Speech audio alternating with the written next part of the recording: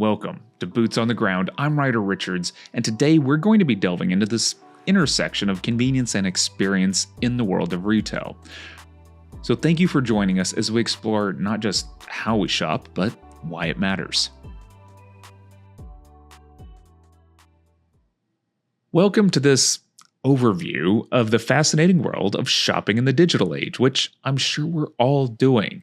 Now, what I'm kind of interested in today is what I can call the frictionless paradox, where convenience really clashes with the richness of experience. So maybe online shopping versus in-store shopping. Now, let's start by looking at something like the digital shopping disconnect. So in our fast-paced world, we're all busy, and one-click purchasing has become the way to go. It has revolutionized the way we shop.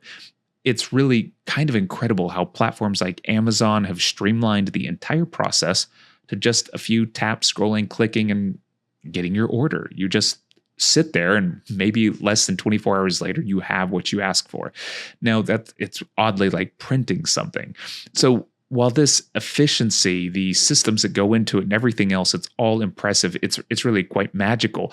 It also comes at a cost, and that cost is often hidden from us. So we get what we want, maybe, but not what we need. Now, traditional shopping, it had rituals to it. And those once made the experience quite special. And those are gradually being stripped away in terms of getting things simply and quickly.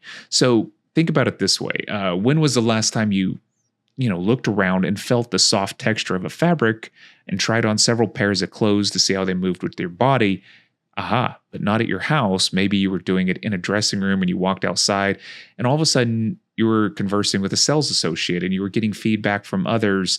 And maybe those conversations led to new discoveries and insights about products that maybe you wouldn't have otherwise considered. Maybe they led you to find something original that was outside of what the algorithm would have guessed you would have wanted.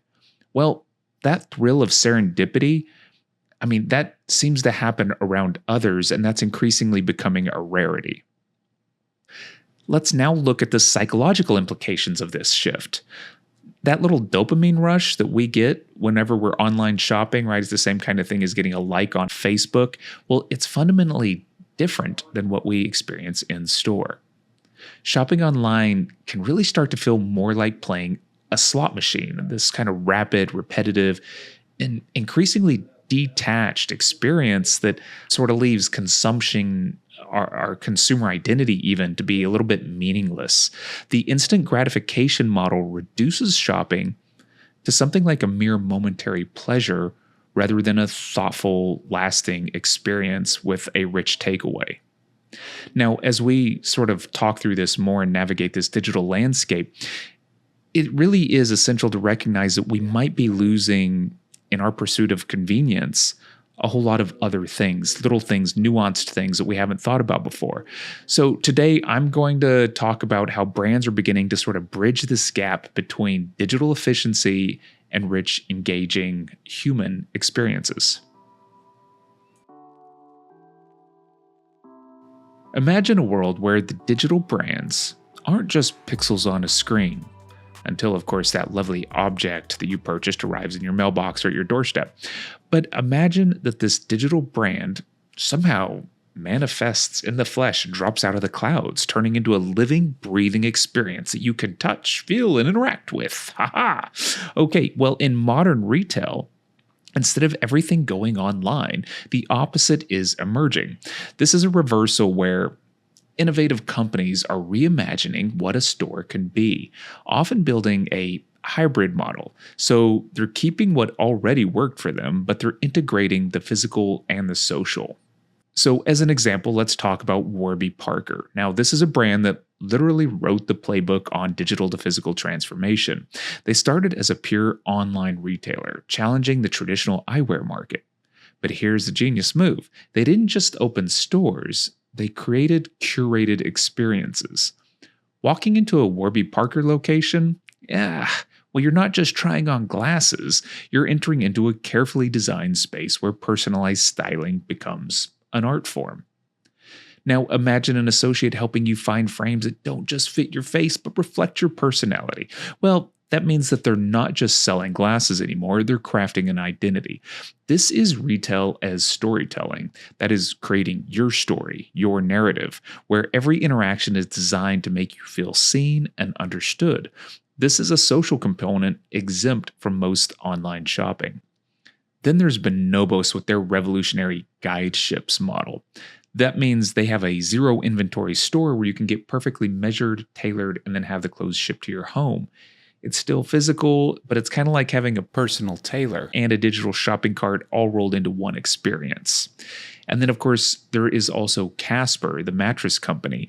And their sort of claim to fame now is that they transformed the notoriously awkward mattress shopping experience, which is basically lying uncomfortably on display mattresses under fluorescent lights while people stare at you, by really trying to create inviting showrooms that feel more like a lifestyle destination than a retail space.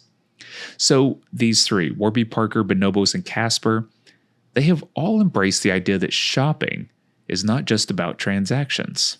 It isn't even about ease and speed, it's about creating connections. And they've transformed physical spaces into immersive experiences where customers can engage with products in a meaningful way. And this allows them to see how those items fit into their lives and identities. Now, let's dive into the wild world of AI-driven shopping and the psychology behind it, because this is where technology is blurring the lines between consumption and entertainment. So take a concept or a platform like Temu. It's an online shopping platform that's essentially turned shopping into a gambling-like experience. They've implemented this spin-to-win mechanics that trigger the same sort of dopamine response you'd get from something like a slot machine. Because it's not really about shopping anymore. It kind of is, but it's a game where the prize is a potential bargain. But here's where this gets even more fascinating, is this gamification of shopping isn't really just about selling products now, right? It's got this added experiential component. It's about understanding human psychology and creating experiences that are addictive, exciting, and deeply personalized. Like, you've probably never had more fun shopping than when you were doing it on Temu, but it can also be stressful, right? So this is kind of fascinating because with big data driving the speedy compulsion to buy more, that thrill may be there, but equally it can feel a bit manipulative and wasteful the next day. Like, for instance, why do I now own 6 sets of tweezers? Yeah, so AI is now capable of predictive recommendations that might feel telepathic, like I probably did need 1 set of tweezers. But as you and I both know, the way algorithms work is the more that we feed into the system, the more relevant the output should be for us, right? So one of the benefits here might be to imagine virtual try-on technologies. These are things that could understand your body type, your emotional sentiment analysis. It might be able to predict your shopping mood, and they could really come back with pretty accurate sizing predictions based on detailed body scans. So one of the things I might focus on is the emotional sentiment prediction.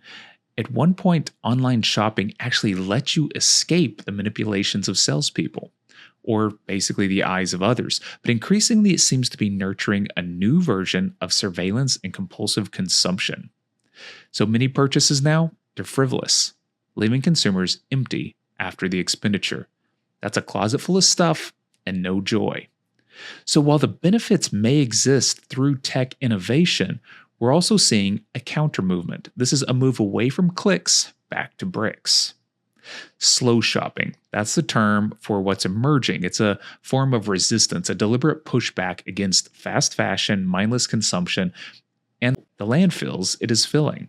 Slow shopping is about emphasizing quality over quantity, reducing waste, and making each purchase a more thoughtful, intentional act.